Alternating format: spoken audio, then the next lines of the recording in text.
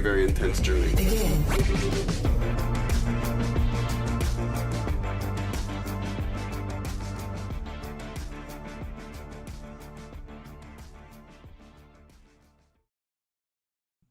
Hello, everyone, and welcome to episode 138 of the Frame Skip podcast. I'm Andie Eller, joining you once again after the great time that was the episode where I was gone. Heard everything you guys said for the first 5 minutes, but here I am. Yeah. I'm back. That was some clutch QC you were doing on the fly. Thank you for that. No, absolutely. I got to be honest. I left and I was like, do I really trust Seth? Listen, that was an unforeseen circumstance. That's right. That we didn't account for, that when you sent the template that all your devices were going to be copied instead of mine. I hadn't thought about that. So to be fair, it's kind of my fault. So anyway, it is your fault, man. Yeah, did you guys wait, you guys see that movie Bad Boys 2? Yeah, can't say I have. I love all the Bad Boys movies, dude. All the money of this one drug dealer was in like this rundown house and is being eaten by rats before he could like spend it and like get it cleaned and whatnot. And so he pulls out a giant gun the size of his arm and shoots a rat on top of his money, and he just goes like, "Look, this is a stupid fucking problem to have, but it is a problem." And that feels like our show. It's a stupid fucking problem to have, but it's our problem. My favorite thing about I like that the first 10 minutes weren't awesome, and then Austin chimed in, and then I think that is some of our best work yet after we rebooted. Like, I think we just need 10 minutes of bad podcast to get to the good shit. It was excellent, but that was several weeks ago. We're on episode 138, so joining me on this show is, of course, Seth Slakehouse. How's it going?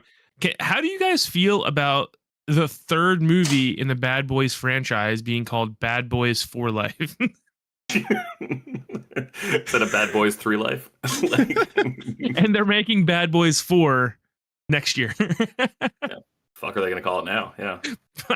They had the perfect name for Bad Boys 4 and they blew it. I mean, Seth, I hate to say it. This is a stupid fucking problem to have. But it is a problem. You know, knowing modern cinema, they're going to name it Bad Boys, but the A in bad is going to be the 4. That's probably what it's going to be. I don't think that's modern cinema. I think that's 2010 cinema, and I'll explain why once we get into what we've been doing lately. Let's explain why I feel that way. And George, that voice you hear there, George from Shortbox Summary. What's up, George? Good to have you on. Good to be back. I am home in Maine. I went to Vegas for the weekend. I am very tired. I'm going to make a prediction right now for Mr. George on Shortbox Summary. Yeah. You don't own a single fucking short box. You have all long boxes, don't you? I have one long box and like 35 short boxes. All right, that's fair. I bought one long box at the beginning and then I filled it up. I was like, this is fucking great. I can fit so many comics in here. And in high school, guys, I got a confession to make. I wasn't the coolest, most fit person in high school. I was what? I would fuck off. I was state champion in tennis. Oh, wow, that's nice. Yeah, you need a slender body to be good in tennis. And also I was a state champion in show choir. So I filled up one long box full of comics and then I had to move it. I was like, wow, this sucks. Not doing that again. So then after that, I was all short boxes. But then you have to make twice as many trips with the short boxes. But I'm making twice as many trips with half as much weight. Equals out, man. No, I mean, yeah. Technically, sure, but like when you're actually doing it, you're like, wow, it's so much easier to lift 35 pounds than 70 pounds. Like, yeah, dude, books in general, not just comic books, but like just books in general, are some of the heaviest freaking things when you're moving. Yeah, and listen, one of my best friends in the entire world, Watson, his wife Vicky, loves books. She collects books, and I make fun of her all the time. I'm like, hey, you don't need all those books because every time we move you guys, it's a pain in the ass. It's like 4,000 pounds. She's building an entire library, all right, in their new house. And I just want to go on record and say, hey, fuck you, Vicky. And how about we just burn those books, get a Kindle, grow up. You know, that's what I'm saying. No. Grow up. Get a No. Kindle. No, that's fucking bad mentality. No. Here's Is the that right, problem. George? You're telling me you're not reading Marvel Unlimited, George? How about you take a back seat? Oh, okay. It's gonna be one of those. It's gonna be one of those episodes. Or you could be like me and have a Kindle, but then still buy like physical and digital, depending on what it is. So you could just be that problematic. Burn the books. You heard it here first, guys. Austin, extremely problematic. Seth, extremely into burning books. George, super tired. That's basically all of us in a nutshell. Seth read a little too far into Fahrenheit 451, I think. Like just a little too much. No, actually, he didn't read far enough because burning books was pretty cool in the beginning of the book. And then by the end, they're like, maybe we shouldn't do this. It's so funny you bring that up because I just heard about Fahrenheit 451 recently. And then I went on like a 20-minute rabbit hole, like an explanation about this because I thought like the concept was so interesting. And then this whole second half was about how terrible the book was. And how people fucking hate it. And I'm like, oh, okay. I mean, I guess I know the plot now already, so whatever. No, I mean, it's a pretty good book. I don't think there's been a very good movie. There was that one from the 70s by that French guy. I want to say is Francois Truffaut, part of the French. That sounds fake. New wave. No, it was real. I was a literature and a film major, so I'm like 99.9% sure that's true. And then there was that Michael B. Jordan movie that came out a couple years ago, which I don't think was very good, despite how much I love Michael B. Jordan. I'll be honest. When I heard the term Fahrenheit 451, I thought it was a firefighter movie, and it is. That's close as far as it goes. Well, like not really though, right? Like, doesn't he? I mean, he's kind of like in charge of like firefighters generally like fight the fires. Isn't he like kind of like in charge? They're like a special task force meant to go around burning books. Yeah, but that's the point. It's a dystopia where they are the firefighters. Firefighters no longer put out fires. They start fires of books. They suppress independent knowledge and thought. They start the fights, not end. Yeah, no, they're Batman. Yeah. Oh my god. wait, no, that's the opposite of Batman. They're Lex Luthor. Sorry. Short box summary, ladies and gentlemen. Speaking of short box summary, there's a man who hosts it. His name is George. George, what have you been up to over the past several weeks? Man, I went to Vegas. I went to When We Were Young, that like pop punk music festival. Oh. It was fucking excellent. I lost my voice not at the concert, but the night before when there was emo night at a bowling alley with thousands of other people. Newfound Glory showed up. They DJ'd the night basically where they just played their favorite emo songs. And it was me, my buddy Colin, and at least 2,000 other people screaming every word to My Chemical Romance, Newfound Glory, Michelle Branch, whatever shit came out in 2005, 2004, 2003. I was the most sore I'd ever been, and then I stood up for like 19 hours the next day at the festival. I saw Yellow Card, Sum 41, Blink-182, Offspring. I didn't see Michelle Branch. That is my one regret of the weekend. But besides that, Simple Plan, it was so much fun. And on that trip, I played so much Super Mario Wonder because I ordered it from Best Buy because with Switch specifically, I like having physical copies.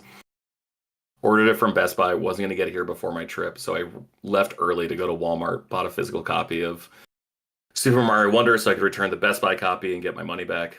And I just played Super Mario Wonder on the plane while watching college football. Turns out flying now is fucking awesome because you just get DirecTV on JetBlue. So I watched the Islanders Devils game, I watched a bunch of college football, watched some preseason basketball, and I was just turning into an elephant and doing wicked cool shit in Super Mario and having a blast. That game is really fun. Austin, you've played a little bit of Super Mario Wonder, right? Yeah, not probably as much as you are. I guess how far are you as far as how many worlds do you think you've done? I think I'm on world 4 or 5. Okay, yeah, you're much further than me then. I think we've definitely done the first world. We're probably, maybe we did the second world. I think we've done the first 2 worlds. Andy and I have been playing it kind of together the whole time, so.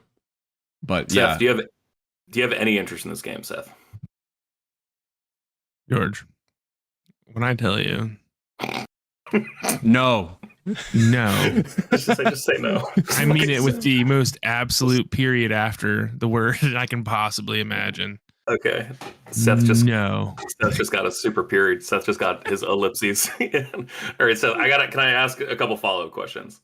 Wait, can I first off? Okay, yeah. Go ahead. No. I interrupt your flow, George. I want you to go. Because you moved on very quick, but I wanted to ask you, since you went to this While We Were Young concert, which is a big deal. Like people were talking about this all over the place. Are you aware of the Last Stand Media controversy with that broke the community in half about the concert, and it goes on today? This was a big deal. What? No, I'm gonna say I don't listen to that shit. I'm not saying that because it's Colin. I'm saying I don't listen to games podcasts because I don't care. Well, this is that's what I mean. That's what I mean when I say I don't listen to that shit. So listen, it has nothing to do with video games. It has nothing to do with I mean he's the one that said it, sure. But they agreed with him on the podcast that it's rude to yell the lyrics and sing along at a concert. And I gotta say, I don't agree with him, but I'm finding myself a minority in this. I don't like live music. I went to a bunch of live music with my ex-girlfriend because she loved it. So I saw like 3 Days Grace and Breaking Benjamin and all kinds of stuff. Good Charlotte, right? We just learned a lot about when you were young. Look at that. Yeah. Right. Hey. Yeah. But at every single one of those concerts I went to, people were always singing along, screaming. It was like kind of like the vibe. Where do you fall in the argument of is it rude or not to scream and sing along the lyrics at a concert? I feel like it's part of the experience. I think you need to do it. What pisses me off at concerts is how frequently the band holds the microphone to the crowd to sing. Because I'm like, no, actually, I didn't pay to hear 8,000 stoned, drunk people who are acting like teenagers for the weekend. I'm not bashing them. That's why I went too. I think the band that did it best was Sum 41 because so many of their lyrics repeat. So they would sing it first, and then what's supposed to be the echo, then they would hold the mic up to the phone, to the crowd. I'm like, okay, that's actually kind of genius. Like I actually was sitting there thinking about like the structure of their songwriting and how it lends itself really well to live shows. And then there were other bands where I'm like, you guys are just not singing your chorus so that the loudest people 5 feet in front of you get picked up a little bit by your microphones for the other 40,000 people to hear. Not why I'm here, you guys. I didn't come here for this. I came for Blink-182 to tell me about all the small things, not these chuckle fucks who showed up and stood along the gate for 12 hours to get there first for Blink-182. I don't care about them. I came here for Tom, Mark, and Travis. That's why. Screaming, absolute must at a show. I agree. I don't understand where this sentiment came from. I honestly forgot about that episode, Seth, where they talked about that. I remember very clearly it was Dustin had just gone to a Jimmy Eat World concert and was complaining about it. And I was like, is this a problem? I've never heard anybody complain about this before. Dude, it is brought up constantly in like the Facebook group. And I'm still not like, I feel like it's gotta be ironic. People are like trolling because every concert I've ever gone to, it's always been the same. And I don't get it. But I think it's important to read the vibes of where you are. I think I was at like a festival. This was like a big, like not a stadium show. There was 4 stages across the Las Vegas festival grounds or whatever. Also, I saw a bunch of people wearing a whole bunch of shirts with guns on them. I thought that was like an extremely poor taste, considering there was a shooting at that same place like 5 years ago. Like remember like that Vegas like country music show? Oh no, we don't talk about that because the U.S. government swept on the rug. Okay, whatever. What? Okay.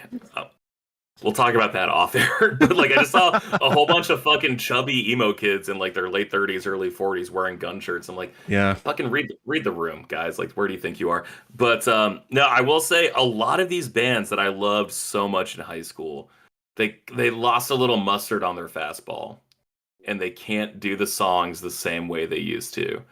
So in that regard, I understand them holding up the mic to the crowd just to like get a little break. Like, are you guys familiar with the band Motion City Soundtrack? I've heard of them, but I'm not familiar with them. They were a huge pop punk emo band. Love them. They were on Warped Tour every year. The lead singer is going through some health issues right now. So he wasn't playing guitar. They brought in like a guest guitarist to do his part, but he was just standing and like just singing, and he had like a cane, and he was just like, "Sorry guys, I'm moving around a lot. Doctor told me not to do that, but I had to go fucking all out for this show." So like, huge respect for him for not being 100% and still going out there. Yeah.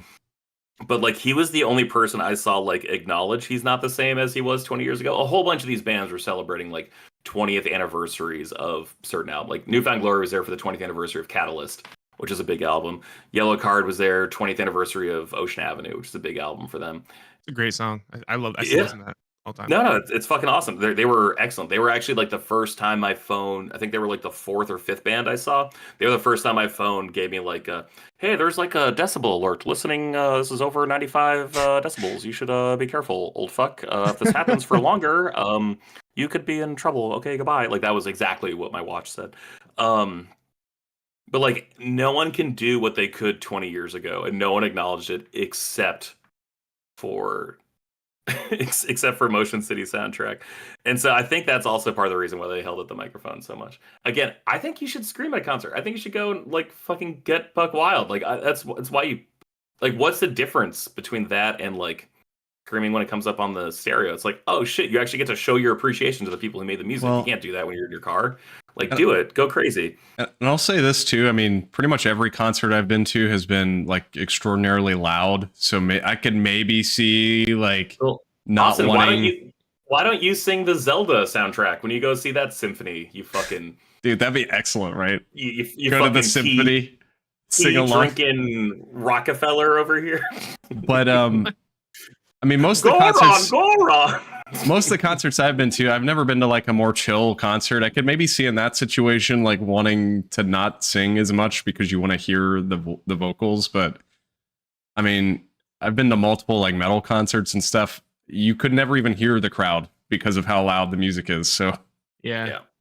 I don't know. I will say I watched a lot of MTV Unplugged. My favorite thing to do on a Saturday night, honestly, is to usually catch up on SmackDown that I missed the night before, and then I'll just have a couple drinks and like play video games and then watch music videos on my iPad.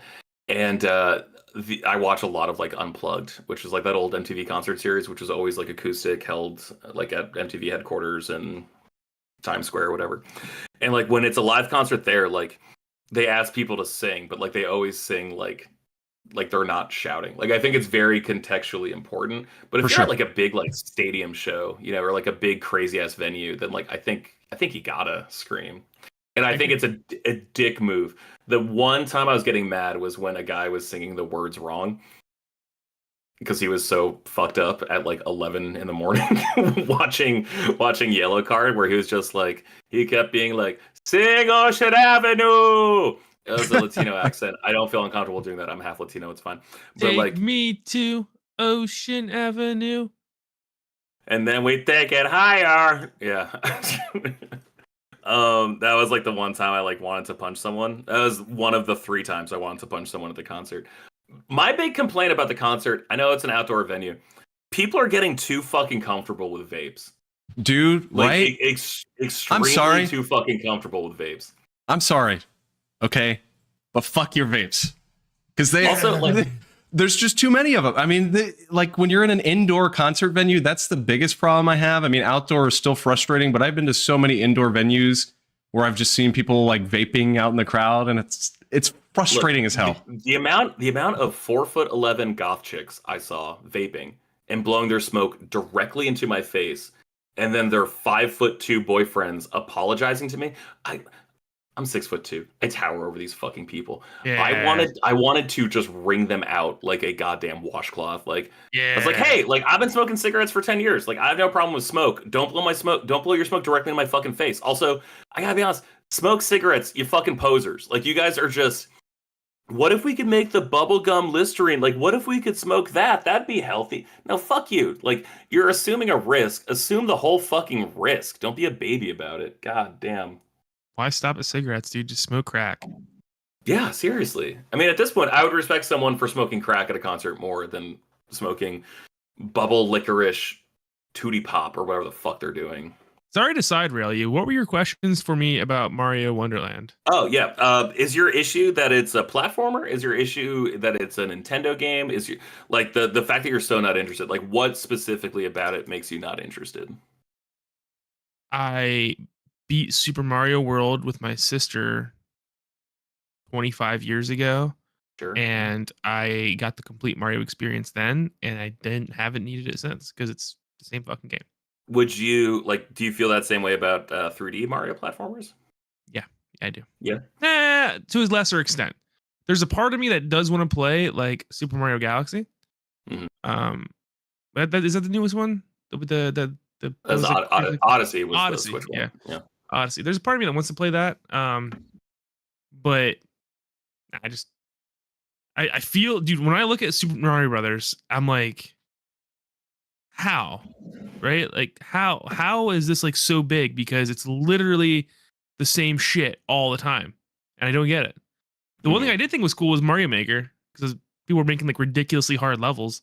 But yeah, that's the answer. I got my Mario experience when I was young, and I feel like I'm good. I definitely like this one less than the more 3D ones. Like Austin, what's your ranking 2D versus 3D when it comes to Mario? Oh, I drastically prefer 3D. Yeah. 2D has always been, and maybe it's just because of the generation we grew up in, George. I don't know, but I've always enjoyed 2D Mario, but it's never hit the same way that 3D has for me. There's something about 3D that works more in my brain, and I don't know if I'm alone in this. I don't know what you're like, George, but I feel like I'm relatively good at most video games. I freaking suck at 2D Mario games for some reason. I cannot ever get them down. Like the mechanics of them are just a problem for me, and I don't know why. Stuck on an ice level in New Super Mario Brothers Deluxe, like the Wii U port to Switch. Like I'm stuck on one of those levels, but like I did 6 golden coins, I did New Super Mario Brothers on DS, I did New Super Mario Brothers Wii. Like I was able to do all those. There's just something about the Wii U Deluxe version that like has me hung up.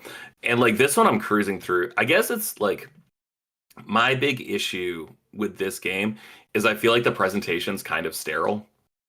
Oh And I man, think that's really? like a bigger issue with like a lot of Mario games in general. That's Is like interesting. the overworld I think is like boring and like gives you the illusion of choice, but like not necessarily like an actual choice.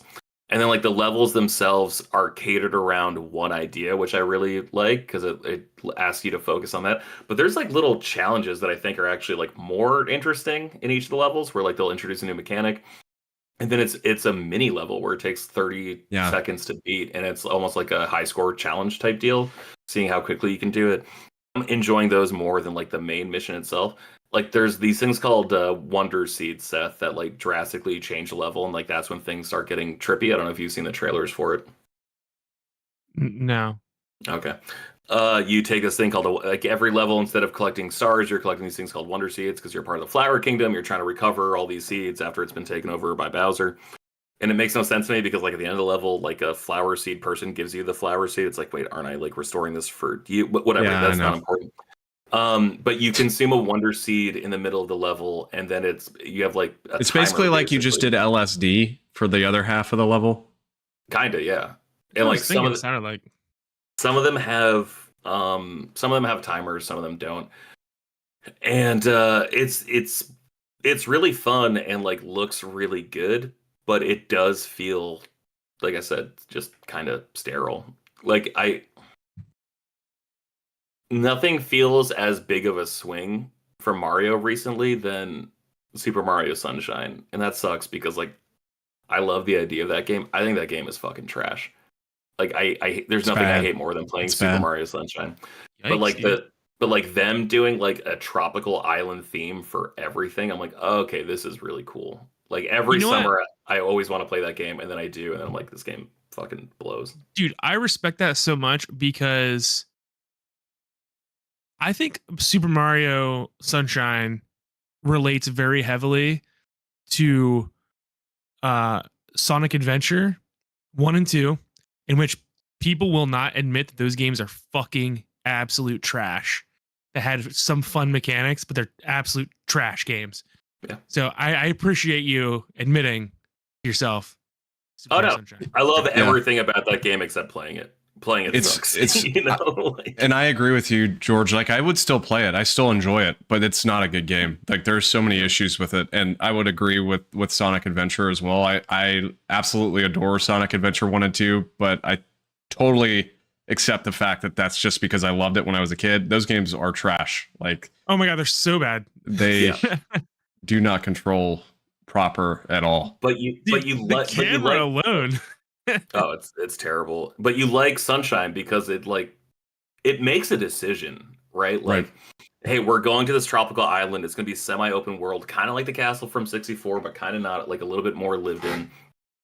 And everything is going to have this tropical slant to it. So, like, I don't know if that's like a better summer game or a better winter game if you're like missing the nice weather, or if you just want to keep indulging the nice weather, like after the sun goes down in the summer. Like, I don't know the best time to play that game. I'll check it out again this winter, just because I do kind of want to. I've never beaten it, so I do kind of want to beat it at least one point in my life. But everything about Mario Wonder just feels like kind of like ADHD, where it's like they got one idea, and then the next level there's like another idea, and it's really great because it holds your attention. But at the same time, it's like a little bit of everything. Like, it's like a buffet plate, as opposed to like you're gonna have a really fucking good Italian meal, you know. I just want to say that, like, I really respect Nintendo because someone at some point at Nintendo was like, "Do you guys really think we should release this game at the same time as Spider-Man?" And like they just were like, "We're Nintendo. Fuck Spider-Man." Well, the funny thing is, it's probably going to sell tons of copies, just like Spider-Man did. It's really interesting. I mean, I'm one of the people that bought both. I know Coach did as well. I bought both too. Yeah. I mean, I technically didn't buy both. I was in Vegas, and I texted my girlfriend Aaliyah. I was like, "Hey, are you going to Ellsworth? Like, are you going to Walmart today?" And she's like, "Yeah." It's like, "Can you do me a favor?" And she's like, "You want me to get you Spider-Man?" I'm like, "Not only that, can you open it up and install it on the PlayStation, please?" and she was like, "Yeah, I thought about texting you," and then I just kind of like muscled my way through it. Oh my honestly, God. the hardest part about the PlayStation was like figuring out how to turn it off. I'm like, honestly, I forget how to turn it off sometimes too. Like, the UI is not awesome. And can I really quickly talk about the second game I've been playing this week? Yeah. Cool. I am quarantining because I was in Vegas for a couple days, and like I don't think I got COVID, but like the person on the plane next to me on the way home was like fucking Coffee McCofferson. So like, out of respect to Aaliyah, I don't want to get her sick. So I ripped my PlayStation 3 out of my office and I set it up in the bedroom. And I've been playing Enslaved: Odyssey to the West. Oh, good game. Wow. Yeah, never. Nice. I only ever played the first chapter before. That game is fucking amazing. That game is excellent. It's a little browned out. You know, it's got like that generation's problem of being like a little too muddy. Yeah.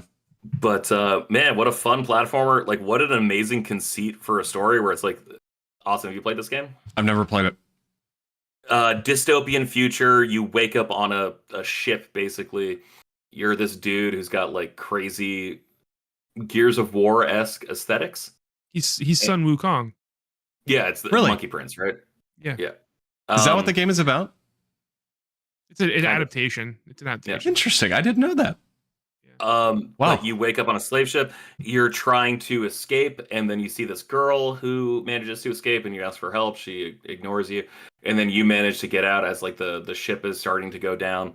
And then you huge like just platformer, like action melee combat, really fun, really responsive. Like, all these years later, on PlayStation 3, it's a little chippy playing it. There's a lot of like screen tearing, which I forgot how prevalent that was on PlayStation, especially at the time. But it feels super fun, and like I love the story where like there's just certain points. She puts like a chip collar on you because she wants to get back to her village that's like extremely far away, and she knows she can't get there without you. So she puts like a slave memory chip on you, and like there's one scene in like the second level where she's like, "I'm not ordering you to do this. I'm asking you to do this. Please, this will help us." And I was just like, "Fuck, that's like really powerful." Like, that's such a simple line in the game, but I'm just like, oh fuck, like this game is really compelling. So that has been super fun. And also, it took all of 3 hours of me playing PlayStation 3 to buy a PlayStation gift card, and I went on and I bought more games on PlayStation 3 that I intend to play that I absolutely should not have bought, like Medal of Honor Frontline. I don't need that game. Oh man. Assassin's Creed 3 Liberation. I don't need that game. And Far Cry Classic. So I am in a big PlayStation 3 mood for the next couple days as I'm quarantining in the bedroom and didn't feel like moving my PlayStation 5 into the bedroom. So that's what I've been playing. So I was just curious as you were talking. I was looking up Enslaved. I've always seen the box art, but I didn't know much about it. I guess there's a Steam like complete edition. So maybe that's what $20. I'll I just looked that play up. at some Very point. good, Yeah, very good, worth playing. Definitely like a Hidden good gem. game to that's just interesting. chill out and play one night. I think the box art did that game really dirty. I think the box art Yeah. is very plain and boring, and I think that's why it didn't sell as much as it should have. Because I think back in that, I think 2009 is when it released. Not positive. I think back then you're still looking at like good box art Mhm. that's like selling games pretty good. And Enslaved had no marketing behind it, and it was a sleep hitter, and I was really impressed when I played Enslaved. So I like if it plays on your PC, like please check it out. Like I said, I'm Yeah. only two or three levels into it, but like I'm having a blast and like already like on the website trying to figure out how to get the platinum. Nice. You know, like that's how into it I am. But man, guys, besides that, I was like super nervous to fly. I haven't flown in a couple years. I started having like really bad panic and anxiety attacks since like 2017. And like the first major one I had was on a flight. And so I always kind of just assigned it to flying, ignoring the fact that like how fucking high I was on the plane. I'm like, oh, maybe it was actually weed, not flying. So I didn't know what to do. I wanted to download like a bunch of episodes of podcasts just to listen to something, just to distract me.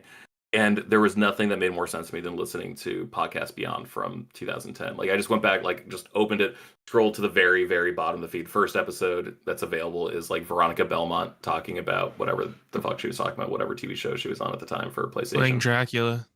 Yeah. And like Joke. it was a good double check. And so I've been listening to it, and like it was all these people. It like it was Ryan and Greg and Colin, and you know Anthony Gallegos would show up, and Scott Lowe was on a bunch of episodes. And there was that one episode with Scott Bromley and that other dude from Comedy Button who I can't remember. Ryan, I think was his name. Yeah, Ryan Scott. Ryan Scott, thank you. And man, it was just so much fun to go back there. And I think like listening to that on the plane was why I was like, no, of all the video game consoles in my bedroom, it needs to be PlayStation 3. It just got me so fucking hyped to talk about that era of gaming. What a special time. I almost can my Christmas present this year, can I host a PlayStation 3 episode? Absolutely. Where we talk about games and we just talk like I think the PlayStation 3 is secretly the most ambitious console maybe of all time. And I would love an hour to bring that up with you guys. Okay. There's I'm down with something that. so special about that era, man, that I will just never Yes. forget. It's the one I look back on most fondly, for sure. Oh, Big fan. definitely. Yep. I'm in the same boat. The underdogs is what they felt like. You know, you're That's right. they're just swinging from the back foot. Yeah. And it was like the hardware was better than Xbox 360, but it wasn't selling as well and it was more complicated to develop for or whatever. But like you sat there, like every time you turn on your PS3 compared to turning on your 360 back then, you're like, no, this is like Xbox 360 felt like a fucking toy. And PlayStation 3 felt like a machine. Like I don't know how to explain it to someone who wasn't there. But you're right. It's like so what true. a special time. And like I don't know if I liked games more then than I do now. Like if that's the issue, like if that's why I feel that way. But it's definitely like I definitely cared more back then. Probably because I had less like, you know, I didn't have a girlfriend / wife, I didn't have a house, and then dogs, didn't have a job, blah blah blah blah blah. All that. But like man, what a fucking incredible time to be listening to those podcasts. I think that was like around when we first met too, right? Like in the Vita group. Yep. Like maybe 2012, 13 probably. yeah, it's like a year and a half after like where I am in the podcast. I listened to like 40 episodes in the past week of Podcast Beyond. Wow. Like it was them being like, yeah, like I just don't know. Like it's an online service. I'm like a little hesitant to give them my credit card information. Then like 2 months later, the PSN goes down thanks to Anonymous. And it was just like amazing hearing them talk about like their skepticism about doing that and like how like you wouldn't even think twice about it today about like, oh yeah, well everyone has my credit card information. I can just dispute that in my app, you know, like as opposed to like actually getting your physical bills and doing all this shit. And I was still like back in the era of like having to put the physical disc into your PlayStation to like run Netflix and all that stuff. Like, man, what a crazy, fun, weird time. But that's all I've been up to. Who's next? Seth, I assume you guys are going to talk about Spider-Man. what have you been up to, Seth? Nothing, man. I spent, like I told you, 8 hours putting a door in today. I'm still reeling from that. George, have you ever replaced a door? We're talking hinges or sliding? No, I'm talking a hinged door. Yes, I have. Yeah. I chose this task today to make it seem like it was going to be an easy win. You know, I got off work and I was like, you know, I want to be productive. I got to stay up today. I got to keep myself busy. I'm going to replace this bathroom door that's driving me nuts. So I got this door and I unscrewed the other one, took it off, screwed the other one in. Everything's going great. Doesn't fit. And man, what an adventure, because what my father is and what I am are two very different things. Mm-hmm. Right? My dad is a craftsman. I am an idiot. Yeah. So I was about to say, my dad's a carpenter. I'm a fucking moron. So like, yeah. No, I hear you. Yeah. So after like 4 hours, I get a hold of Dad and I'm like, this thing's kicking my ass. And I'm about to go, like, I'm leaving Lowe's. I can't find a door that's 1 inch smaller on each side. And I don't understand what's going on. And he calls me. He's like, you have to cut it down. You have to cut it down to make it fit. And at this point, I've already like butchered this door. I've taken my circular saw and I'm just like cutting it all over and making different cuts. He shows up an hour later, laughs at me, gets a new door, well, all his precision instruments, and I'm watching this work, and I'm like, I never had a chance. I mean, he's explaining all these steps to me, and he's making like these very precise angular cuts because my house is 110 years old, right? So my door frame has shifted, and I'm sitting here and I'm like, who am I? You know, why? Because when my dad was 32, he built a log cabin in the woods by himself on 45 acres of land that he bought for himself, and working an hourly wage job. Yeah.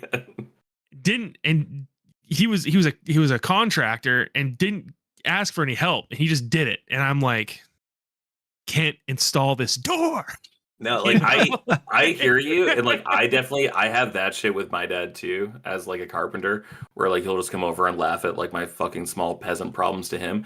But like, man, he'll call me up and be like, why isn't Netflix working on my iPad? You know, like it goes both ways, at least in my house. I hope it goes both ways for you too. That's like, true. You can have some kind of though, where man. he's like, wait, do I log in with my email or with my Spectrum account? I'm like, with your Spectrum account, you need to log in with your cable provider. You know, like it goes both ways over here.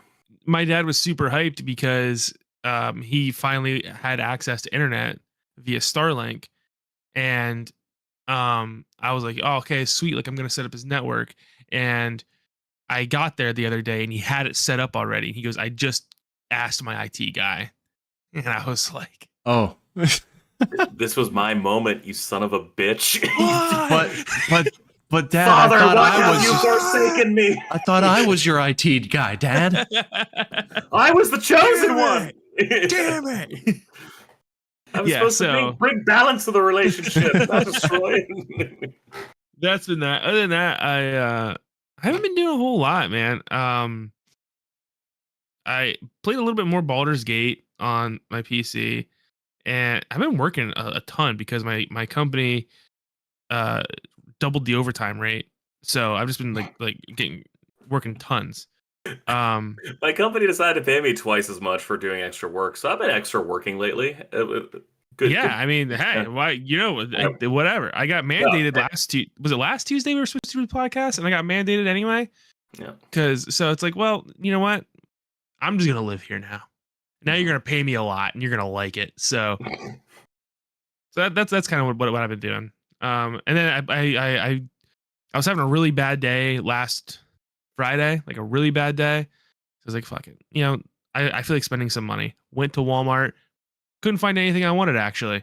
I thought about buying new headphones, like because I dropped the ones in the drain, and then I was like, I made this plunge once and I regret it. So I bought cheap headphones again, and that was it. And on my way home, I was like, fuck it, I guess whatever. Universe, I'll buy Spider-Man, and I bought Spider-Man, and I'm about 7, 8. I don't know. I'm at Coney Island. Nice. I don't know. That's where I'm at. You're probably like somewhere in that range, 6-7 hours. So that's what I've been doing. What about you, Austin? Wait, hold on. I just messaged you guys. I really need to go to the bathroom, so I'm gonna be right back. So I'm gonna ask before we get into like a bigger Spider-Man conversation, because I got questions. Austin, if you could vamp for like 60 seconds, that'd be most appreciated. What does vamp mean? He's a villain in Metal Gear Solid 2. And Psycho Vampus. Yeah. No, I'm not kidding. There's a vamp. He's a vampire. George, go to the bathroom. What are you doing?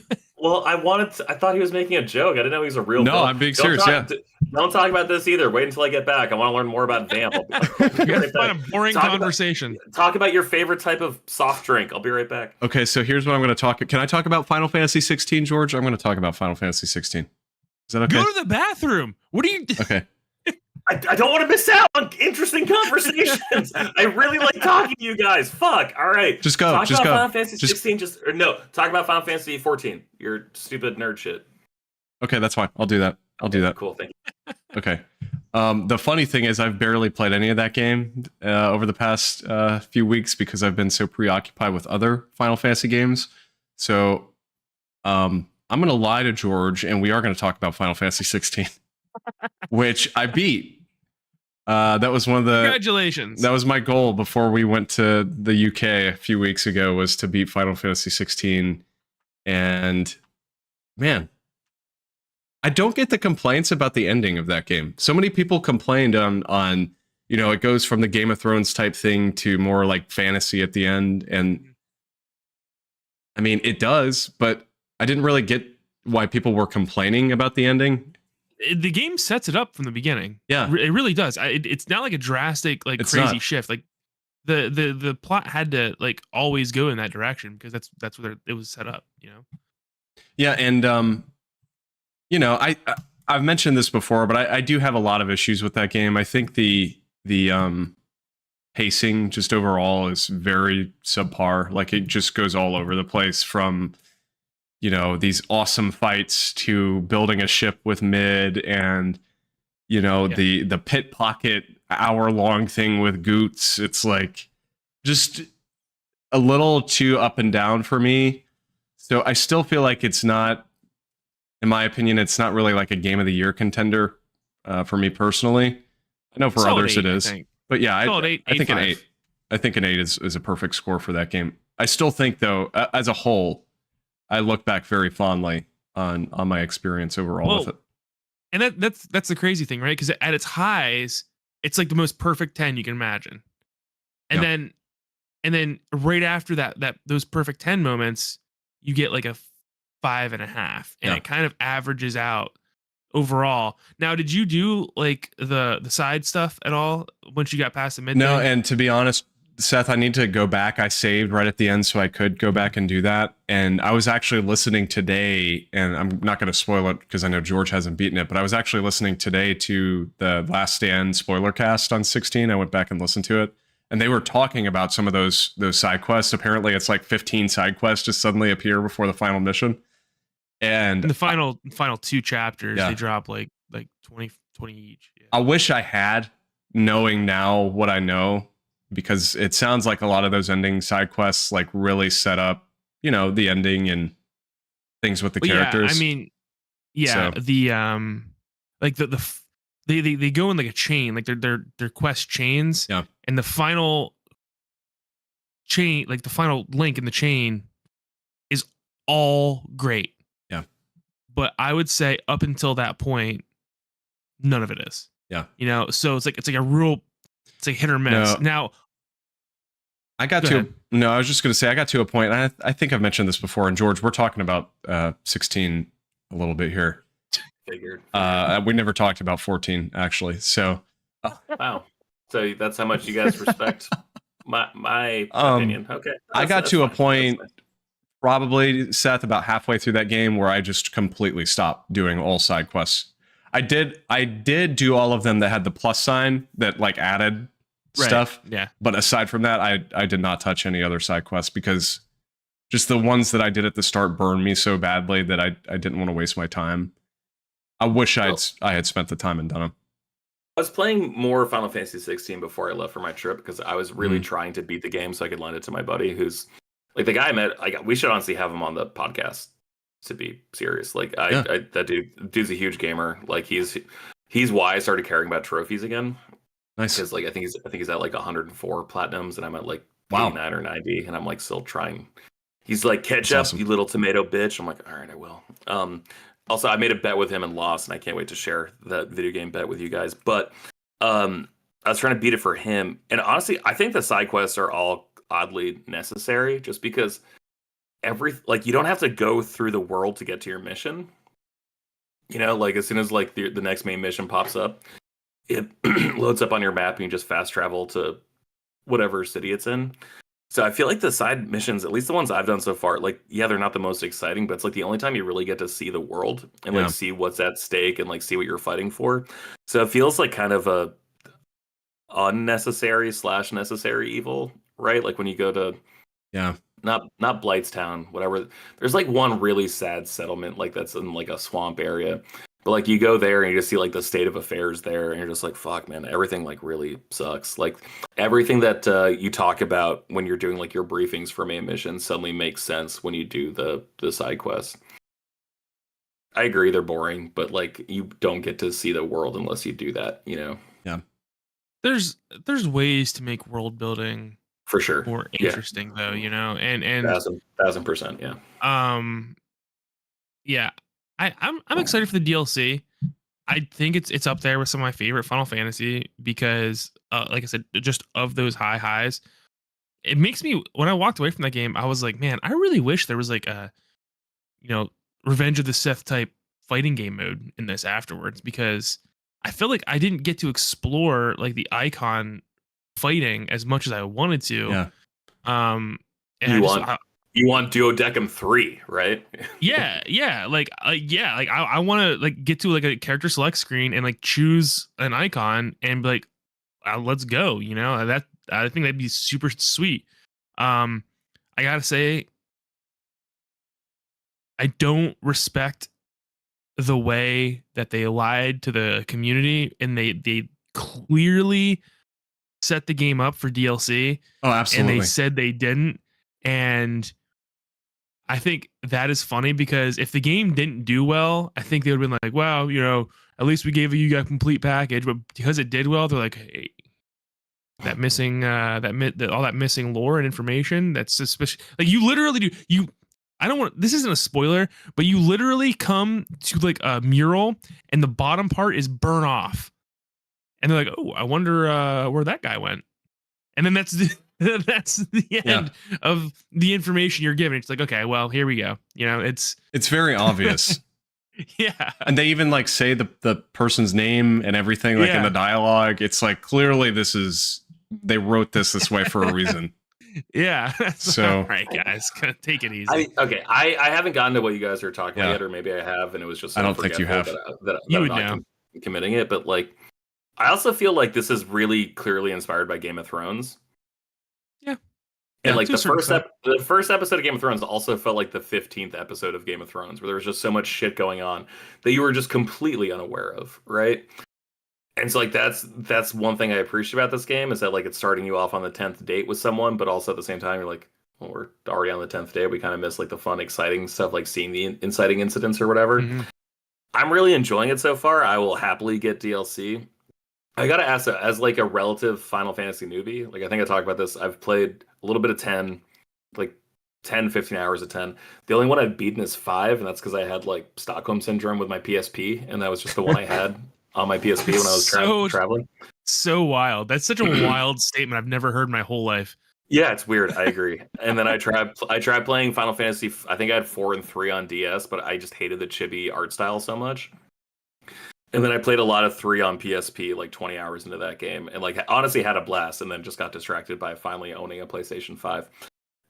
Am I crazy for thinking this is like one of the best games I've ever played? Like, is Clive that likable, or am I crazy? Is Jill that likable, or am I crazy? Is the acting that impressive, or am I just such a pushover for this stuff? No, I was telling Austin when you were in the bathroom was like we agree that I think the game settles down at like an 8 or an 8.5.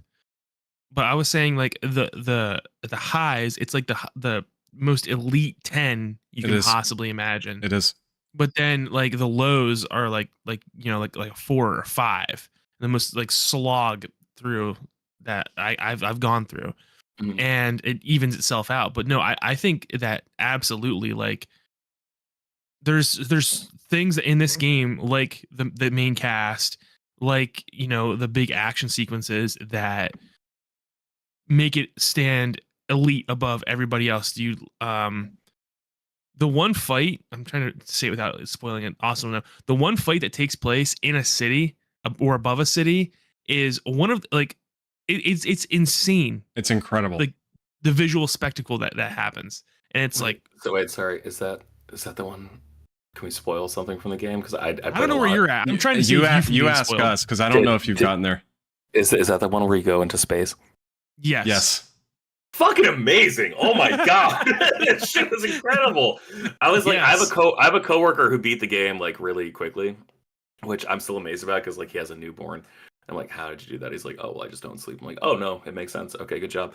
And I remember like texting him as he was like finishing the game. I was like, "Oh man, I just had my first fight with Kupka. That was fucking insane." He's like, "Just wait." He's like, "Keep playing." And then I was like, "Oh, I just did this, man. That was fucking crazy." He's like, "You should probably keep playing."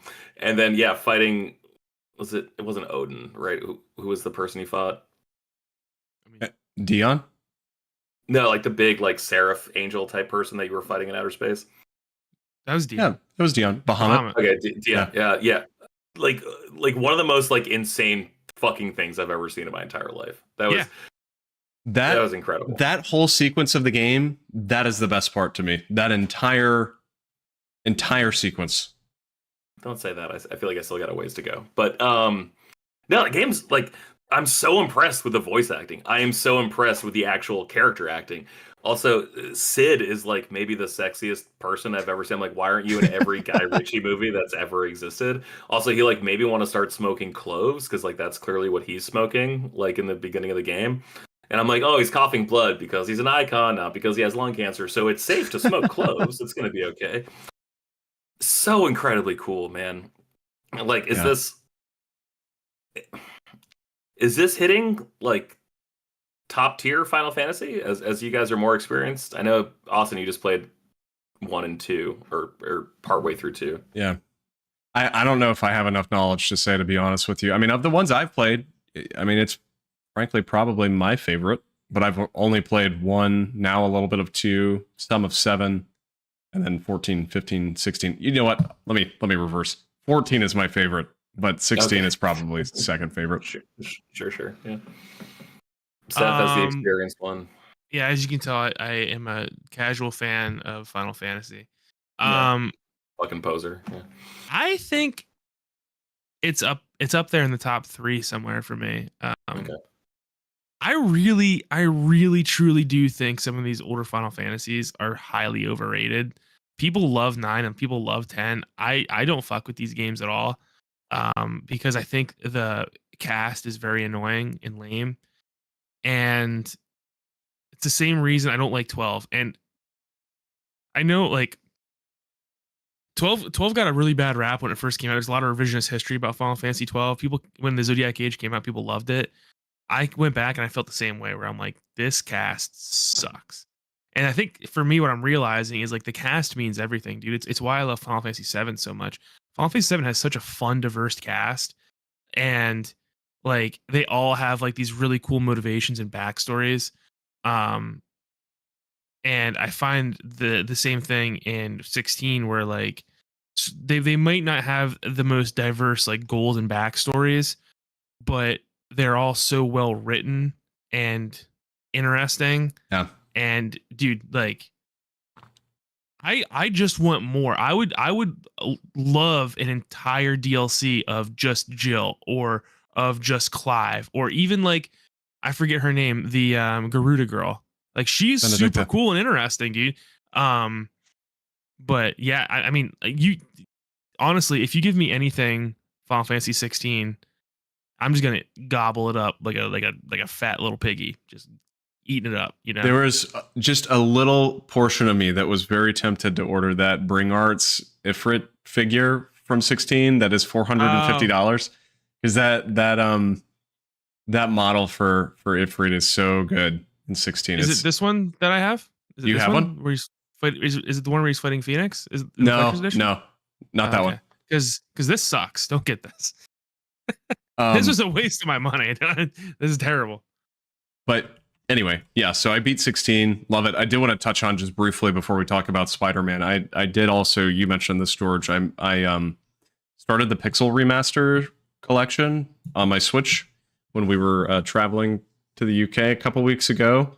And great time to have it when we were on our train ride, to and from Edinburgh and down to London. That's like a 4.5 hour train ride. It was like the perfect time to play. And then the flight home, played a ton of it. So I have beat Final Fantasy 1.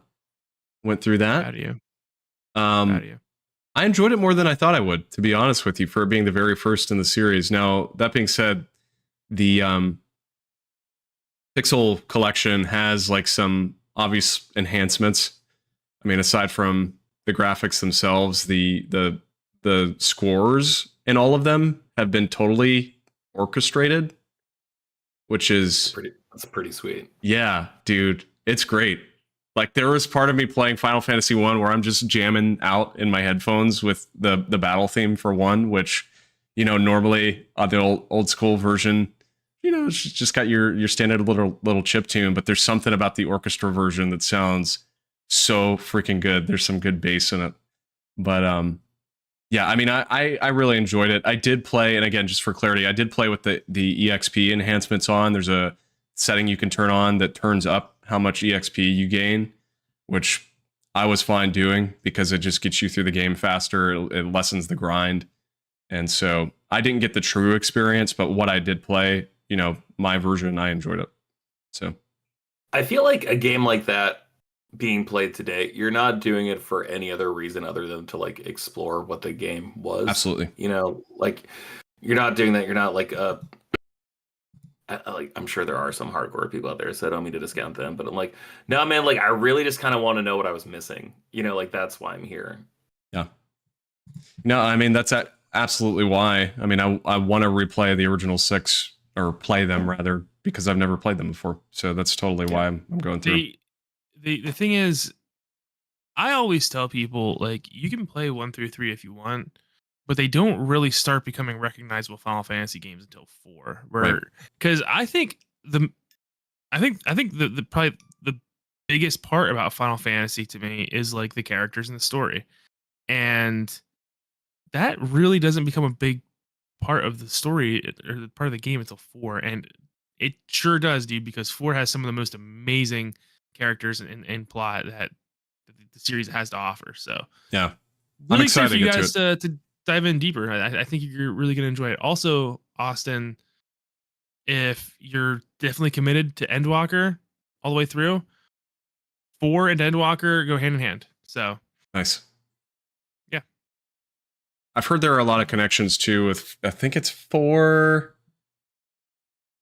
Is it 4 that Kane is in? Aren't there a lot of similarities between Kane and Astidian? Like it seems like they kind of riffed off Kane, if I'm not mistaken. Yeah. Yes. I'm excited to get to 4. What they did was they had a really cool looking character, and they're like, we need to do this again because he makes money hand over fist. Yeah. So they pretty much just same thing. I'm really excited, man. I'm not super far into 2. I've played maybe 4 hours of it, but I'm also really enjoying 2 so far. I know that's kind of abnormal from my understanding because the battle system is weird in 2, the leveling system. But I like it so far. Actually, I'm enjoying it for what it is. So, Nice. But anyway, I did want to talk about Spider-Man 2, which I have been playing a ton of. That's really the main game I've been playing for the past, I guess, 4 or 5 days ever since it came out. And, you know, we had talked on the show before. I've certainly mentioned this on the show where I thought the trailers looked pretty good for Spider-Man 2, but it wasn't something I was really that excited for. I just, for some reason, had a hard time building excitement for that game. And then, of course, the reviews drop. Everybody's giving it stellar scores. And I'm like, all right, I'll give it a shot. So I bought it on Friday. And man, I really love that game. It's very good. It's very, very good. Why did you think you were not going to like that game? Well, I was shaking my head. Well, for the people who just listen to audio, I was shaking my head the entire time. You're like, yeah, I was a little skeptical. I'm like, fucking why? Like, what reason did you have? Here's the thing. Just to be clear, I didn't think I wouldn't like it because I love the first 2. There was just something about it that like wasn't hitting for me as far as I was finding myself not excited for it. But again, it wasn't a situation where I didn't think I would like it. It just, I couldn't bring myself to get excited for it for some reason. I really don't know why. But so I never pre-ordered it, and frankly, I wasn't going to buy it because Mario was coming out that same day. But yeah, I don't know, man. After reading the reviews and just hearing people talk about it, I was like, you know what? I'll try this out. So I bought it, and I've played probably about 15 hours if I had to guess, and it's excellent. I absolutely love the game so far. I'm probably a little over halfway through the main story, but I'm trying to focus on knocking out a lot of the side stuff. And I don't know, man. It's just so good. I will say at the end of the day, it's more Spider-Man. There's not a whole lot different. The wingsuit, I think, is really the biggest change when it comes to like gameplay mechanics, which honestly, much better than I thought it would be. I know in a lot of those trailers I saw it, and I don't know, flying in games sometimes can be kind of hit or miss. Mm-hmm. And so I kind of, when I saw the original trailers for Spider-Man 2, it didn't do anything for me, but after actually using it and using that mechanic in the game, it's really cool. I really like the wingsuit. So stuff like that. But then the story, I will say this, my only kind of, well, I'll have 2 complaints, I guess. The game is buggier than I thought it would be. I don't know if you've encountered any bugs, Seth, but I've encountered multiple where I've gotten like stuck in walls. At least at this point, like 7 or 8 times I've had to restart checkpoints because an enemy's been stuck in a wall that I can't kill, or I've gotten stuck in a wall I can't get out. It kind of surprised me. I mean, I know the game's massive, but I've really never encountered bugs like that of any kind in any Insomniac games. So that would really be a minor complaint. But the bigger complaint, I'd say, is the story so far has been really entertaining because of the production value behind it. But I'd say it's been pretty predictable. There's really been nothing that surprised me in any way. And I'm probably like 3/5 of the way through the main story, something like that. Nothing has really stood out to me as like, oh my God, I can't believe they did that. Whereas Spider-Man 1, I felt like that just kept happening. And a lot of risks. Yeah. So far, there really haven't been any risks, in my opinion, in this game. Maybe there will be some later. And some of the, I will say this, some of the side stuff has been on the flip side, as far as there have been a lot of interesting twists and turns with the side missions, which I would absolutely say are some of the best in the series. I think the side missions in this game are fantastic. But when it comes to the main story, it's been very by the numbers so far. So I saw one clip of like Peter sitting on a bench with a guy, dude, talking about like his deceased wife. It hits. And I was just like, it's like, why am I crying at like a 25-second TikTok clip that someone shared to Twitter? That side quest. I thought I was stronger than this. Like, that side quest is so good. You don't even really do anything. You just go find this old man, and I don't want to spoil it because it is really different for that kind of game. But yeah, it's kind of depressing. Yeah. And there's another side quest. Again, I won't spoil the content of it, but if you played the first Spider-Man game, you'll remember those annoying side quests where you had to go find the pigeons. The pigeons. Yeah, that guy comes back too, and also really interesting, really emotional side quests. So, but I like it overall a lot, and I'm definitely going to go for the platinum. I'm going to play it. According to everything I've read, you're halfway towards a platinum already. Like it seems to be like a 25 to 30 hour platinum. Yeah. The open world stuff, is it more like Miles Morales where it's a little bit more contained, or is it more like Spider-Man 1? Because remember how you had to take over like all those different territories in the first Spider-Man, and then in Miles Morales you're like, no, you just have to do 5. It's fine. Just do 5.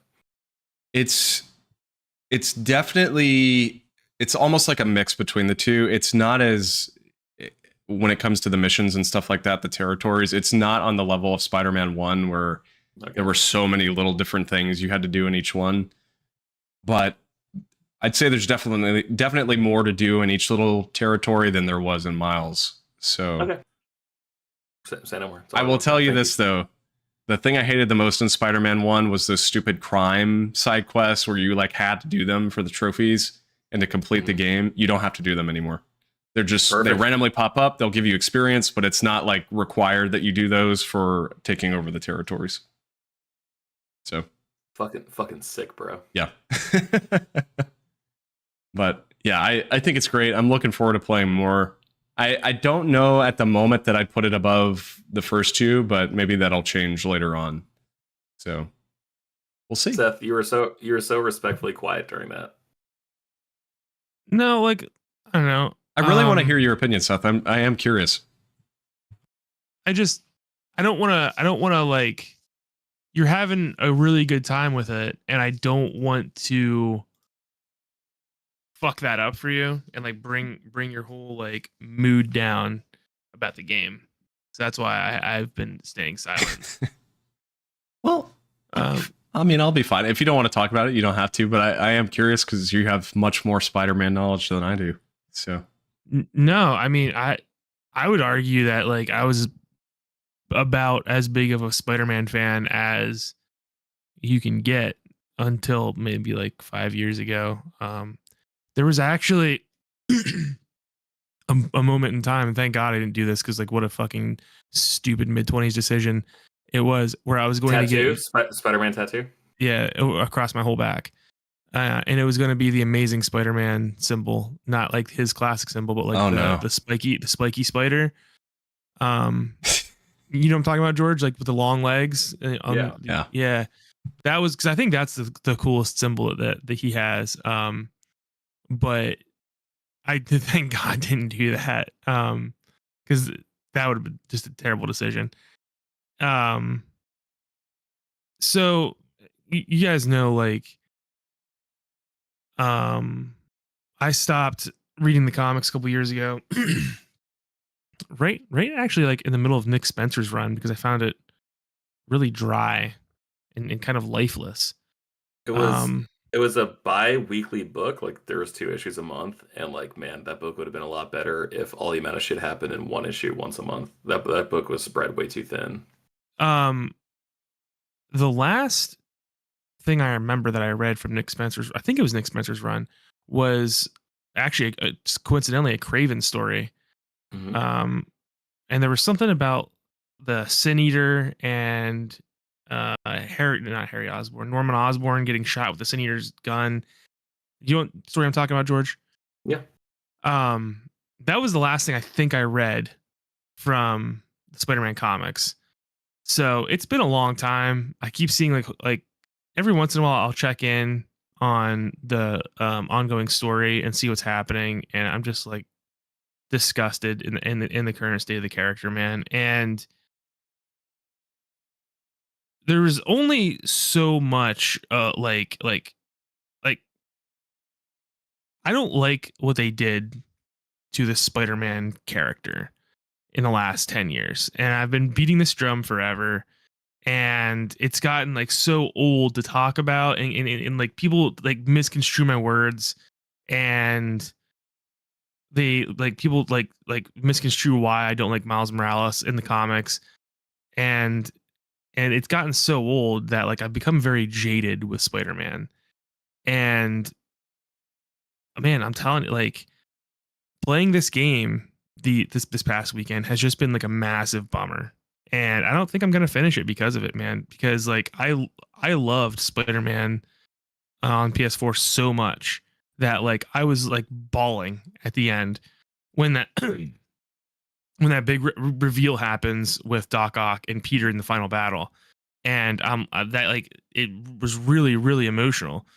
And I thought Spider-Man PS4 did a Spider-Man story in the modern day, like a reimagining of it as best as you possibly can. I think they did the things that they needed to do. I'm trying not to spoil it with a certain character. I'm not going to talk anymore about it, but you guys probably understand what I'm talking about. I think it's needed to happen for a long time, right? And I really came off of that game high.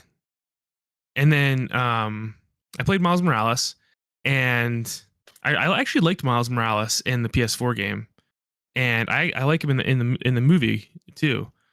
And I thought I think I told you guys in this podcast before. I think I beat Miles Morales in like a state of shock on the PS4. Yeah, because I literally paused that game to go see what was wrong with my mom.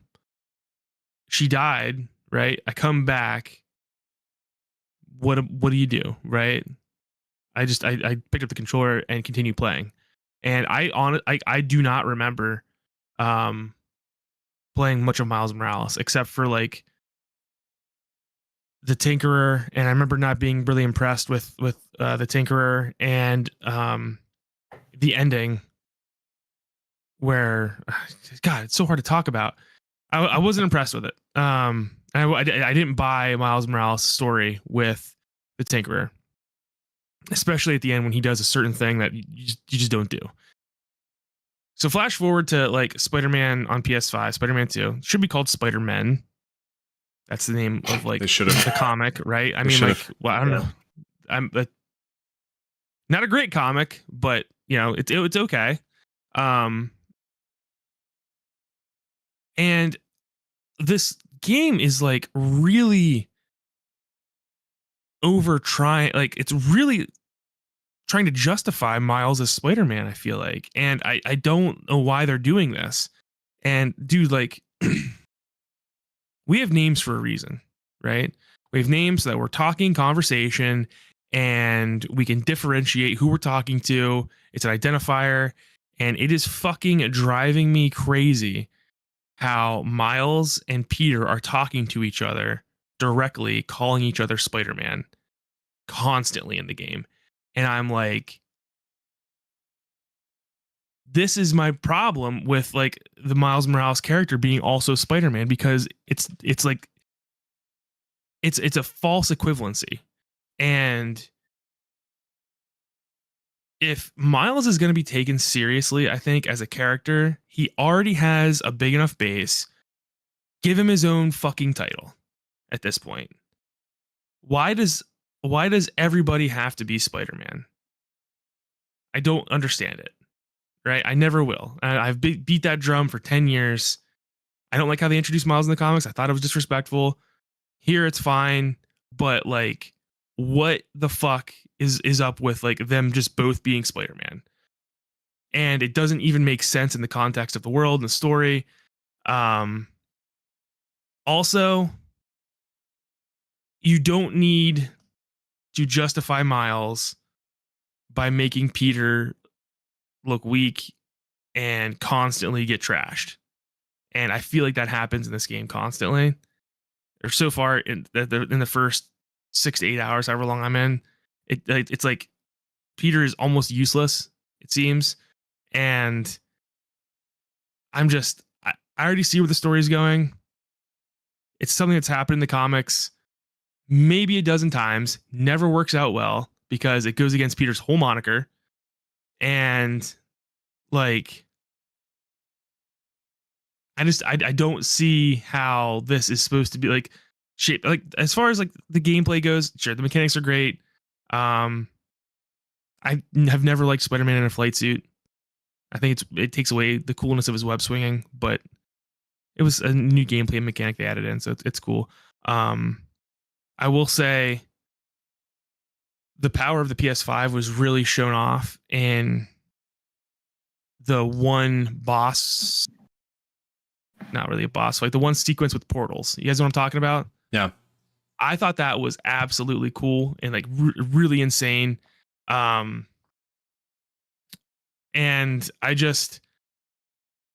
I'm not feeling like you're doubling, you're adding both characters in, right? But we're not getting enough exposition for each one of them. Whereas the first game, Peter Parker was the main character, and Miles and MJ were side characters, so it was fine. But now we have Miles and Peter both as main characters, and I feel like they didn't add any more exposition to the game at all. And I just feel like we're just rushing through the story really quick. And I know I'm rambling on, and I'm trying to organize my thoughts, but also, what the fuck is wrong with MJ's face? I don't get it. She looks like like not a claymation, but like a wax figure almost, and it's really off-putting. And that's just where I'm at now. That's where my head's at. Also, fuck Miles Morales and his Venom Sting ability. It doesn't make sense. He's not Electro, man, and he's Spider-Man. It's funny because Caitlin, she likes Spider-Man, and I don't think she's ever read the comics or anything. But we were playing Spider-Man together last night, and she's like, I don't get his electric abilities. What's the deal with that? And I'm like, I don't know. Can't really explain it. Not really a spider thing. Spiders don't shock people. Well, and I could be wrong. I mean, is that ever explained in the comics in any way? I mean, I know he was obviously bitten by a different spider, but it's like, actually, I think he was bitten by the same fucking spider, if I remember correctly, in the Ultimate Universe, unless they retconned it. Like I'm pretty sure he was bit by the same fucking spider. Is that correct, George? I think that Silk was bitten by the same spider. Silk is also a cool character. I fuck with Silk. I think she's sweet. Cindy Moon. Silk is really underused character. Silk was bitten by the same spider that Peter was bitten at the same field trip, and she was in a coma, and then emerged years later with spider powers. Yeah, she was in a bunker that was locked by Ezekiel. Deep lore here, Austin. Yeah. I think with Miles, like, I'm pretty sure it was a different spider. I haven't read Death of Peter Parker and what like. Oh, you should. It's good. Oh, you said in a long time. You're saying so, like, since it came out. Yeah, fantastic story. I have a hard time going back. I have a hard time going back to later Ultimate Universe. I love the early Ultimate Universe. Like Post Ultimatum, it got really weird, didn't it? It got really weird because they're like, we got to do something different, and I think that's probably like some of the most interesting shit. But like, I don't think it's like interesting enough to revisit. Like the 2000s-ness of early Ultimate is more compelling to me than them. Like, what if we did something completely fucking wild after Ultimatum? But if you're not, you probably don't know, Austin. The Ultimate Universe was kind of dying out, and Marvel did this crossover event where they literally killed, what was it, George? Would you say 90% of the characters in the Ultimate Universe? Is that fair to say? Like 90% of the main characters and like 50% of the world. Like Magneto had a terrorist attack planned with Doctor Doom, basically, where Magneto shifted the poles of the Earth, which is something he's totally done in like normal Marvel comics before. But this time, oh man, massive earthquakes, massive floods, massive tsunami waves. And then just like the most heinous shit happened. Like half the X-Men died, half the Fantastic Four died. Fucking Blob was like eating the Wasp like she was a lollipop. Like all this horrible shit happened. And then like Thing found out that like, oh, it's your fault you did it. He like fucking mountained Doctor Doom's eyes like through his mask, kind of like in Game of Thrones when the Mountain did that to Oberyn. And it was just like, okay, shit, like things are completely different now because like the Ultimate Universe had become kind of stale at that point. It was basically just like a cover song of the original Marvel Comics universe. And then after that was I think a book series called Ultimate Comics Ultimates, which was like 4 different miniseries by the guy who did the Ultimates. And those were like big, fucking bombastic, crazy event comics, 6 issues each. And then I think in one of those, that's where Peter died, right? Or like it was set up for him to die. Like that was the something like that. Well, because there after Ultimatum, there's the second run of Ultimate Spider-Man, which I think lasts 20 or so issues, yeah, and 2025. It's bad. It's not very good. Well, that was the first time with a new artist. That was Yeah, Brian Michael Bendis and Sarah Pacelli or David LaFuente, one of those two. but I think LaFuente. Yeah, like the actual event of Peter Parker's death starts like I think it's been a long time since I read it, like 6 issues from the end. And then there is the 4-issue Death of Spider-Man run, and very good. I actually really like that, except for the fucking end, where right after Peter dies, Miles is introduced wearing his fucking costume, and it's like, I just spent 160 or so issues reading and like caring about this character, and then immediately after you fucking kill him, and I'm all heartbroken, you have this imposter putting on his goddamn mask. Go ahead, George. All right, so if you're not watching, I've been just slamming the timeout symbol. I don't think that's like a fucking literal page after. Like, I understand it happens a page after in the comic, but like, I don't think it was like, oh, and 8 seconds after Peter Parker died, that's when we got the new Spider-Man. No, man, like, there's a complete displacement of time and location in comics. Like, I think that was to be like, eventually this happened, but it was a fucking teaser that happened at the end of the book. He goes to their funeral. He goes to his funeral. Yeah, but it wasn't like 8 seconds after he died, he was the new Spider-Man, is what I'm saying. Like, it was a fucking teaser for a new series because they knew that the Ultimate Universe needed to change. And as Peter was like the beginning, the first Ultimate book ever was Ultimate Spider-Man. I'm sorry. Great. Dude fell on the sword. That book is fine. The dude fell on like the sacrificial sword. I think that book is strictly okay. Fucking great. Shut up. Great. Okay. I think fucking phenomenal. I think Brian Michael Bendis' Ultimate work is not his best work. I will say that.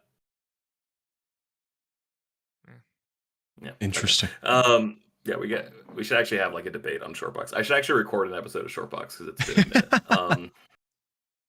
Yeah. Oh, yeah, I forgot I did that.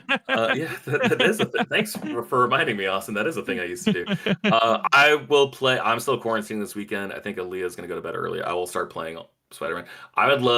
I'm going to focus on Spider-Man and Final Fantasy 16. Can we, going forward, plan for a Final Fantasy 16 discussion episode? Absolutely. And we also, Seth, I don't want to make you play a game against your will, but if you are so adamant against finishing the story, would you still join us for a conversation about the end of the story?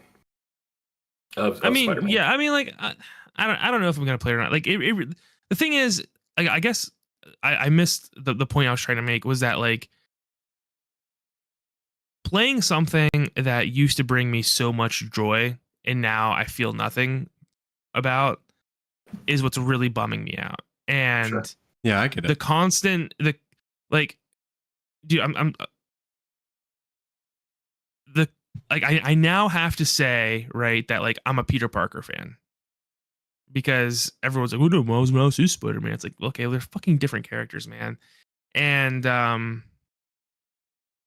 yeah, it's just like a constant like slap in the face and like a constant reminder of like why I don't do this anymore.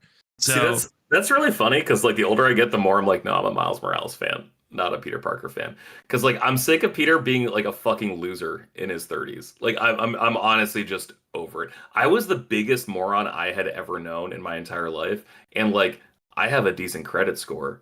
Peter can't fucking rent shit because he can't get his shit in order. And Miles at least has like a built-in excuse, especially in like the current comics. Like he is currently a teenage superhero who's being kind of guided by Misty Knight of all people, which I think is just really fucking cool. Wow. Book is written by Cody Ziegler. I think it's a really good Miles Morales book. I think it's a really good Spider-Man book. But like I don't have to make excuses for Miles fucking up the way I do for Peter. And I'm just so fucking tired of doing that for Peter. Like a dude who I've been reading since I was since before I could read. Like a dude who I would just like buy the books during the Clone Saga and look at the pictures and make my own story to the point where like reading everything he's done since 1990. I haven't read that much 80s shit. Like I think I've gone back to the Black Costume, but not all of it. Peter Parker's a fucking loser, and I'm so sick of his shit. Like I gotta be honest. That's why I like the game. It seemed like more reasonable for him to be like this way in the game because like I don't think he sucked ass in the game, but like man, the current comic, I think there's no competition that the Miles Morales book is better than the Spider-Man book, like the Peter Spider-Man book. I mean, like, you're sick of Peter Parker being a fucking loser, like me too. You know, like that's why I don't read the fucking book anymore. Yeah. You know, like they butchered his character for 10 years, and look how they massacred my boy. They fucking will not let his character develop any more than being a broke loser in New York City. They fucking ruined his character. So that's why I don't read the book anymore. I will say this just while we're talking about Spider-Man. Andie, I think it was for Christmas, she bought me like this Marvel encyclopedia thing that has like, it's literally just an encyclopedia that has a list of every single character. Wait, every character or like just Spider-Man adjacent? No, like in the entire Marvel Comics universe. And so it's like 500 pages. It's actually a really nice book. But I was flipping through the other day after playing some of Spider-Man 2 and was just looking at some of the characters. And again, I really haven't read many Spider-Man comics, so my history with the comic side of the series is pretty slim. But I was looking at the listing for Scarlet Spider, and dude, what a mess. Yeah. What a mess that character is. Let me just say that, because it's like he was revived, he was killed, he was revived, he was killed, he was revived, he was killed, he was revived, he was killed. That's like the whole description. Man, that character is like if words were noodles, someone just like picked up a handful and just threw it on a fucking page and was just like, Ben Reilly, that's it. Ben Reilly like dies a hero and has like a really heroic death. Yeah. And then like a few years ago. Yeah. Well, the first time, right? He's generally like a hero. Anyway, a few years ago they brought him back as a villain for no apparent reason. Oh yeah, he was in Clone Conspiracy, but he's back again in Hallows Eve. Like he's in like the Halloween crossover story last year as like a villain again. Wow. They made him a villain and they did not explain why. Like he's just back as a fucking villain. And Kane, the other Scarlet Spider, right, hunts him down, right? Kane's a cool character. Like that, talk about like character development, dude. I think the Scarlet Spider in Texas is like a really cool like concept that he like grew and then he's like dying, and it's a really cool series. That was the first Spider-Man comic I ever bought, was Spider-Man: The Hidden Years, because it had a foil cover. Yeah, nice. Yeah, that's fun. And Kane's on the cover going like, yeah. Good shit. He's the Spider-Man people forget about. He's really cool. He also looks like fucking the lead singer of Metallica in that book. I wonder why. Oh, it came out in 1992, 1993. Okay, that's why. Yeah. Everything was Metallica in the early 90s. That's right. It was fucking. What a time to be alive. It was fucking awesome. All right, guys. Well, we can wrap it up there. Anybody else have anything they want to add about literally anything in life, not just Spider-Man? Yeah, I lost a bet that I alluded to. So let me just quickly talk about this bet. We'll wrap up this episode, and I'll get back to playing my PlayStation 3 when we'll all be better, happier some Starhawk. So I didn't want to really gamble when I was in Vegas. I have kind of an addictive personality. I do a lot of like sports betting at home. I was like, you know what? I don't need a way to lose money faster. Like at least with like a sports bet, it takes 3 hours for a game of football to happen. So I just lose money. It takes me 3 hours to lose money. I don't need to lose money in 30 seconds with a blackjack hand. I still did, but not as much as I was hoping I would. Or not as much as I was afraid I would. Sorry. So for Saturday, we just went bowling, and we were super lucky. We went to like the super old casino that had 70 lanes, which is the biggest bowling alley I've ever seen. Dude, that's absurd. Wow. Everything local. I think the biggest one I've seen in Maine is like 18 lanes. So 70 is a lot. And it's also the place with the cheapest beer we found in Vegas, where a pitcher of Miller Lite was like $9.50. So we got loaded playing bowling. We played 7 games of bowling back to back to back to back. It was awesome. It was it was the afternoon. We got shit faced at like 1 o'clock in the afternoon, but like it was vacation. It was whatever. So I make a bet with my friend. This is the guy I was telling you about, the guy who likes trophies. And he's like, all right, best out of 3, first game. Loser has to buy a game at the winner's suggestion up to $20.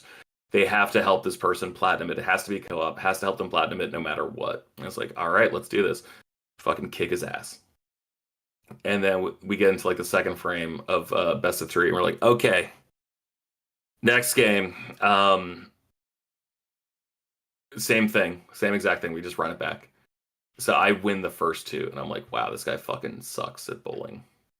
I'm amazing. He owes me $40 worth of games of like undisputed, like, you have to help me platinum it. And I was like, okay, what shitty game do I want to platinum? I was like, okay, Avengers is a shitty game I kind of want to platinum. Oh, I need him to help me. Oh, Destiny, maybe? Gotham Knights? Like, I'm just trying to think of like games that I've started that I want help finishing. And then we get into like the final frame where like I won the first 2, but like we'd already paid for an extra game bowling. So we decided the last game is like worth a shit ton. And he is currently playing his way through Assassin's Creed Odyssey, and he fucking hates it. He hates it so bad. He's just like such an Assassin's Creed like purist. He just loves like the Ezio trilogy. He's like, Brotherhood is still one of the best games I've ever played. I'm like, it's weird you feel that way, but respect. I get it. I do. And the other day, I helped him get through the Far Cry 6 co-op trophy because that was all he needed for the platinum in that, basically.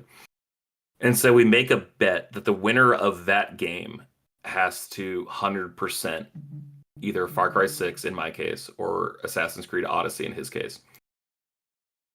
I make the bet because I fucking wiped the floor with this clown. I don't know why I said that. I really like him. He's one of my favorite people on the planet.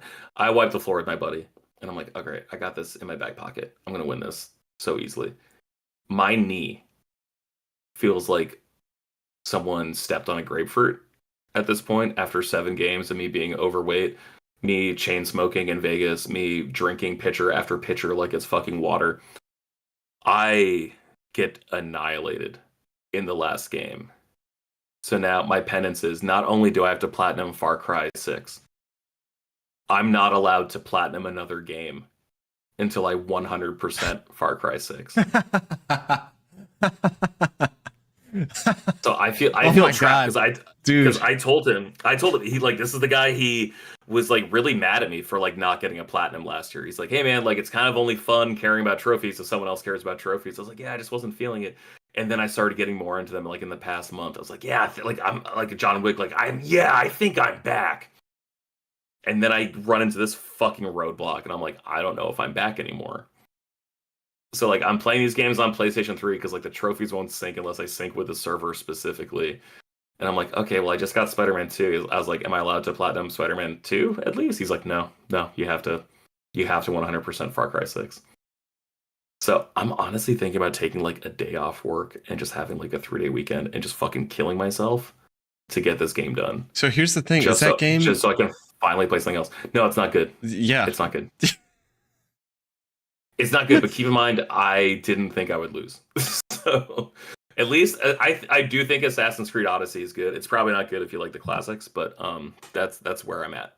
That's my unfortunate gaming future. So next week, I can't wait to share my latest thoughts on Far Cry 6 as we jump into new episodes. So I will say this, George, at least from a quick look on Power Picks, it takes about 25 to 35 hours to platinum, which isn't too bad. But I have to 100%. I have to get all the DLC. Jesus Christ. Yeah, that was a bad bet. You have to do the DLC. Oh, God, man. I didn't even bet him to do all the DLC for Assassin's Creed. Isn't there like a ton of DLC for it too? There's like 6 or 7 packs, but they're all like 3 to 8 hours. So yeah, I'm not looking forward to it, which is probably why I'll be playing my Switch a little bit more and playing PS3 and not syncing just in case.